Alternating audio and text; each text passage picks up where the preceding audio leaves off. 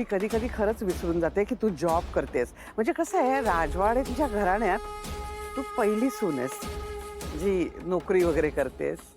नाही पण समोरच्या मनाचा मोठेपणा, त्यांनी तुला परमिशन दिली ना जॉब करायची. नाही नाही, परमिशन वगैरे नाही दिली त्यांनी, फक्त काम करण्यापासून अडवलं नाही एवढंच. तेच ग, असाच आहे आमचा समर. सगळ्या कुटुंबाचा विचार करतो. आणि आता तर तूही आमच्या कुटुंबातला भाग आहेस, म्हणून तुझाही विचार करत असणार होतो.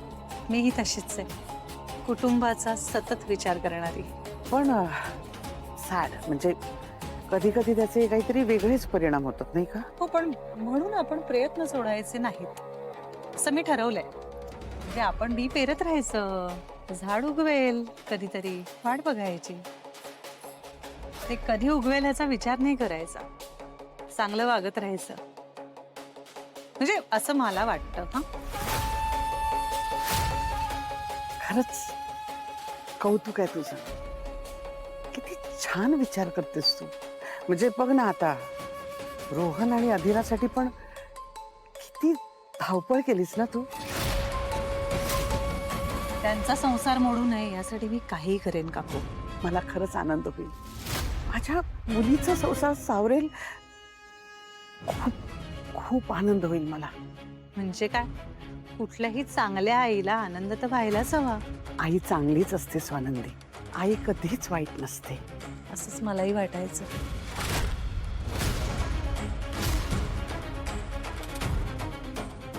आणि असंच असायलाही हवं, नाही का? काय झालंय काय स्वानंदी? म्हणजे सांग ना, काही बिनसलंय का? नाही, मग आज जरा वेगळंच बोलतेस. वेगळं म्हणजे? एक्झॅक्टली नाही सांगता येणार, पण आज जरा थोडंसं काहीतरी वेगळंच वाटतंय मला. म्हणजे तुला काही टेन्शन असेल तर मला सांग. तू माझ्याशी अगदी मनमोकळेपणे बोलू शकतेस. उलट आता तर टेन्शन गेलं काकू. काहीच प्रॉब्लेम नाहीये, सगळं उत्तम आहे.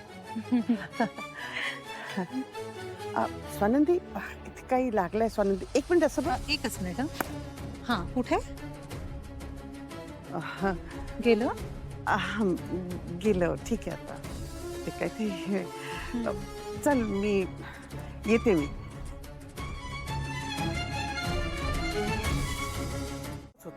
जणू काही तिला ना काहीतरी सापडलंय. म्हणजे नेहमीसारखी बोलत नव्हती ती.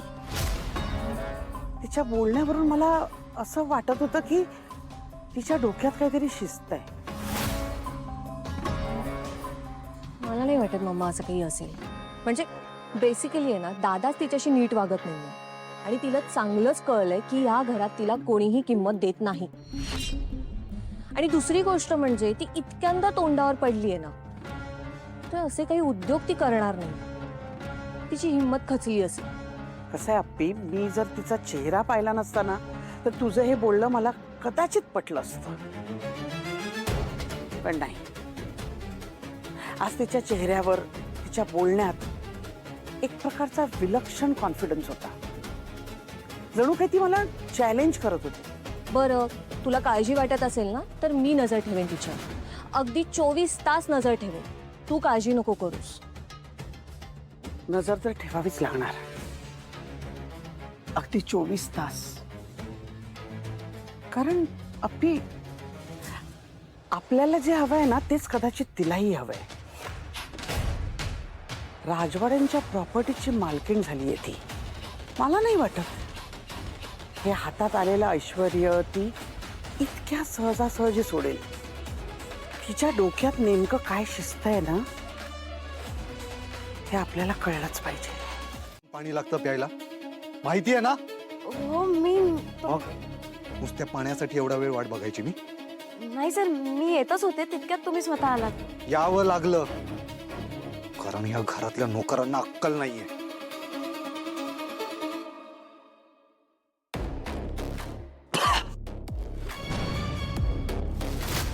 इडियट, तुझं डोकं फिरलंय का? एवढं गरम पाणी कोण पितं? सर, नेहमी इतकंच गरम केलंय. तुम्हीच म्हणता ना की पाणी पिता पिता कोमट होतं, मी तेच फॉलो केलं सर. रिअली आता तू मला शिकवणार? नाही सर, मी उलट उत्तर देऊ नकोस. नोकरी जड झालीये का तुला? तुम्हा नोकरांचा हाच प्रॉब्लेम असतो. तुम्हाला वेळोवेळी तुमची लायकी दाखवली नाही ना, डोक्यावर बसता. Sorry sir. हात दे तुझा. सर हात दे.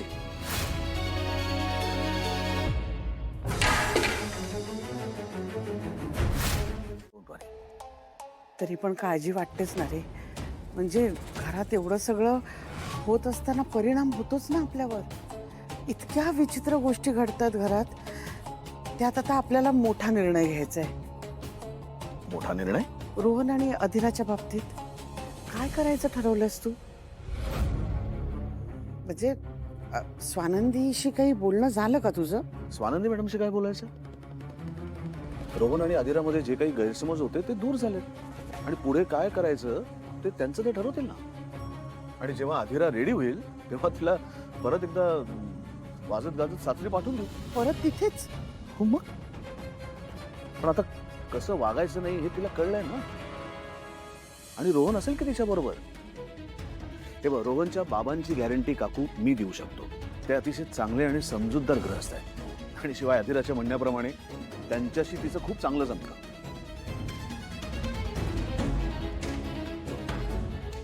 एवढं सगळं झाल्यावर डॉल रुळू शकेल का त्या घरात? काकू मला असं वाटतं की अधिराने समजून उमजून लग्न केलंय आणि आता हे घरातले वाद तिला मागे टाकावेच लागणार. चल